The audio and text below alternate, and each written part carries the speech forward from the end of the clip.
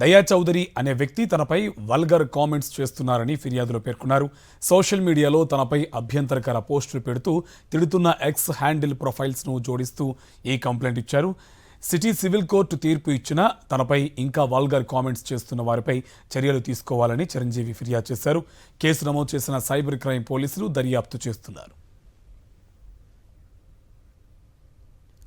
దీనికి సంబంధించి పూర్తి డీటెయిల్స్ మా కరెస్పాండెంట్ సాయి కిరణ్ మనకి ఫోన్ లైన్ లో డీటెయిల్స్ సాయి కిరణ్, డీటెయిల్స్ ఏంటి?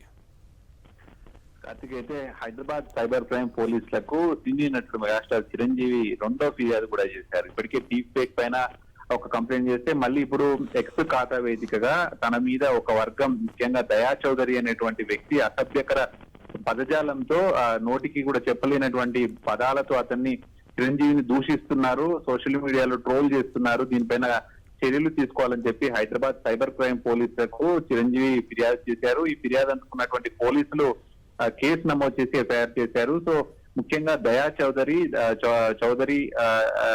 దయా 11 పేరుతో ఉన్నటువంటి అకౌంట్ ఎక్స్ లో ఉంది. సో దాంతో చిరంజీవిని కంప్లీట్ గా టార్గెట్ చేస్తూ ట్రోల్ చేస్తున్నారు.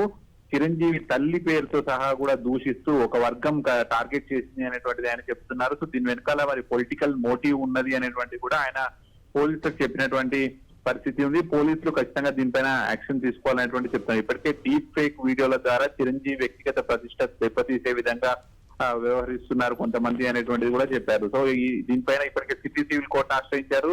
ఆయన వ్యక్తిగత అయితే ప్రతిష్టకు దెబ్బతినే విధంగా, భంగం కలిగే విధంగా ఎవరు కూడా అతని ఫోటోలు ఇవన్నీ వాడకూడదని చెప్పి కోర్టుకు వెళ్లడంతో కోర్టు కూడా ఆదేశాలు ఇచ్చింది. అయినప్పటికీ కూడా కొంతమంది టార్గెటెడ్ గా ఒక వర్గం వాళ్ళు ఖచ్చితంగా చిరంజీవిని టార్గెట్ చేసి ఈ విధంగా సోషల్ మీడియాలో తులనాడుతూ వ్యక్తిగత దూషణ చేస్తున్నారు అనేటువంటిది మెయిన్ గా దీనివల్ల ఆయన చాలా హర్ట్ అయ్యారనేటువంటి చెప్తున్నారు. దీనిపైన దాని వెనకాల ఎవరున్నారు, బ్యాక్గ్రౌండ్ ఎవరుండి చేపిస్తున్నారు ఇదంతా అనేటువంటిది కూడా కనుక్కోవాలి, వాళ్ళ మీద చర్యలు తీసుకోవాలనేటువంటి ముఖ్యంగా చిరంజీవి పోలీసులకు ఫిర్యాదు చేశారు. పోలీసులు కూడా దీనిపైన విచారణ ప్రారంభించారు.